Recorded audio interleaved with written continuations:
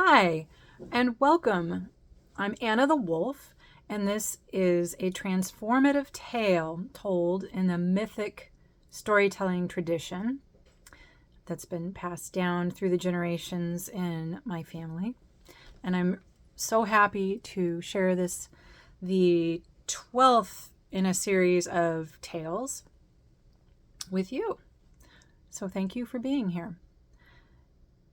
And since you're here, you'll probably remember when you were up on a plateau hanging out with several other animals, when you heard boing, boing, boing, boing, boing, boing, boing, and you watched as Bobcat went boinging all over as though he was on springs, boinging over a rock, boinging over a lupin, boinging over, well, just about everything.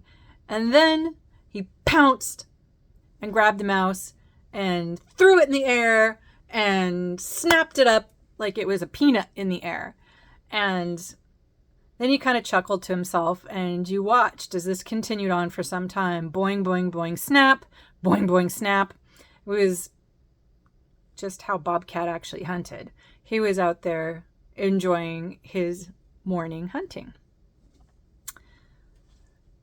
This went on for some time until he wandered off, and you noticed he curled up under a great big oak tree and had a long nap in the afternoon, and then he was up in the evening, and boing, boing, boing, he was at it again. Except somewhere in the middle of all these boings, he started to get lethargic. It was like Bobcat really maybe needed a longer nap, or you weren't really sure what you were watching. You just saw that he was slowing down. His boings got lower and slower, and he just didn't quite seem as springy. But the next morning, the same thing happened. You watched Bobcat come out, but this time he only took one or two boings before he just kind of laid down. He was like, oh, man, I can hardly move today. Oh, gotta go get mice. Mice are nice. I need to go get mice. But he just couldn't make himself do it today. He was just feeling really, really heavy. It was like his legs were stuck in mud. They were so heavy. So he kind of spacewalked back over to the oak tree and just took a big nap. And he got up and he just kind of looked around. And you said, hey, Bobcat, what's up over there? You all done hunting for the day? I was really kind of watching you boing around, and that is fun stuff. Bobcat was like, yeah, no, I am not feeling it today.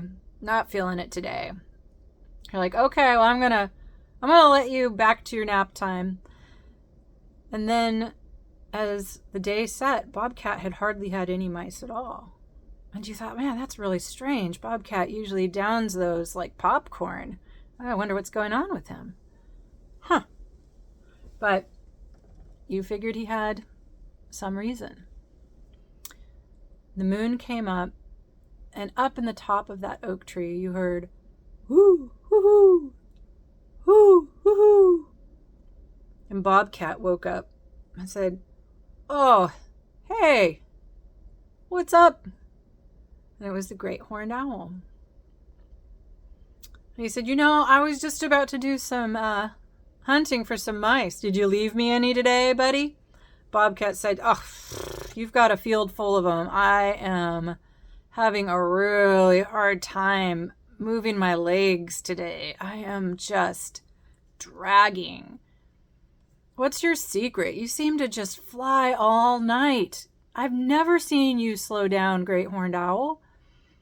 And the great horned owl said, you know what? I will tell you when I come back. I have really got to get some mice and meat, like stat. I'm starting to get the shakes. I'll come back, Bobcat. You'll be here, right? Bobcat. Yeah, I'm not going anywhere. Apparently, I can't I can't move my legs. I'm so heavy. So off soared Great Horned Owl, and you could just see flashes in the moonlight. Zoom, zoom, zoom, zoom.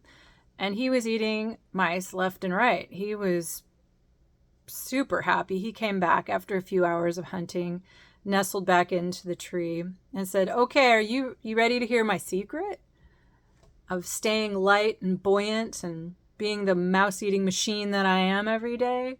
Bobcat, because this was actually not his first round with heavy legs, said, yeah, I really need to know your secret, because there are days that, honestly, I don't hunt at all. And there was a moment of real quiet between the two when Owl contemplated what would make Bobcat so heavy. He said, hey, Bobcat, when you eat a mouse, how do you do it? He says, gulp, whole thing, one big gulp. And Owl thought about it. He's like, you know what? That's the same way I like to eat a mouse too. One big gulp. He says, and then I fly back. And he says, hold on, this will just take a moment.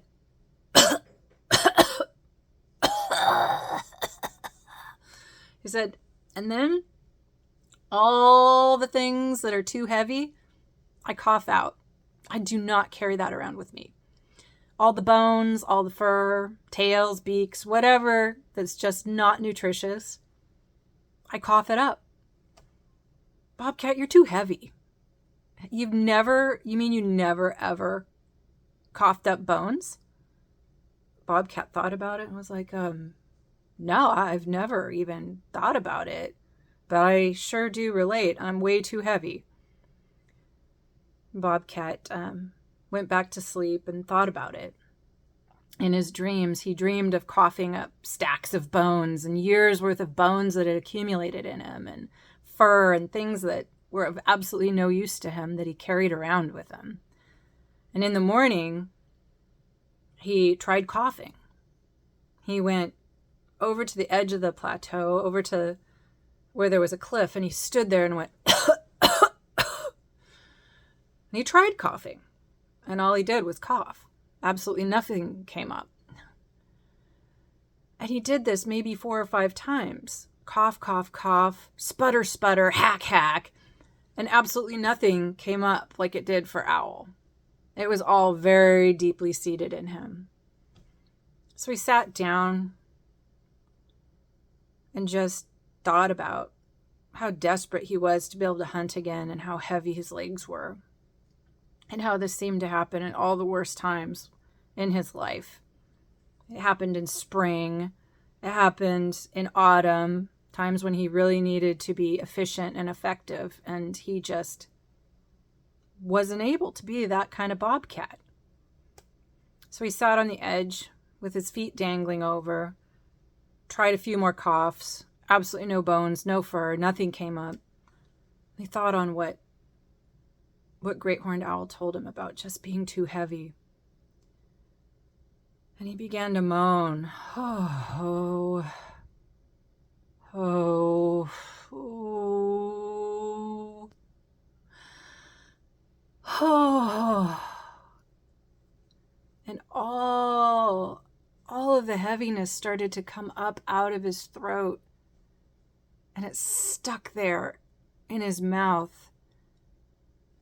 And he started to sigh. And just then a huge gust of wind came up, and the wind whipped around Bobcat in a circle. And the wind said, Bobcat, give me your size. And Bobcat thought, sure, you can have my size. There's so many in me. And he sat on the edge of the cliff. And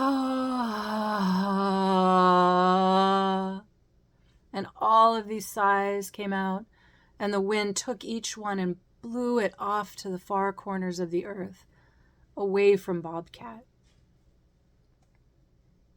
And they must have sat there all day with wind whipping around him, and Bobcat just releasing it into the wind to be carried away because he couldn't carry it anymore. And the wind was an agile friend and took it all. And then Bobcat stood up and he felt so much lighter. And he began boing, boing, boing, grabbed himself a nice mouse and headed off to enjoy the rest of his day. And he understood that as soon as his feet became very heavy again, that the wind would take his size. Thank you so much for joining me today on this transformative tale about the bobcat and the wind and the process of releasing that which you cannot carry and were never meant to carry. And I do hope that the Great Horned Owl's lesson will be with you. Thank you for joining me. Goodbye.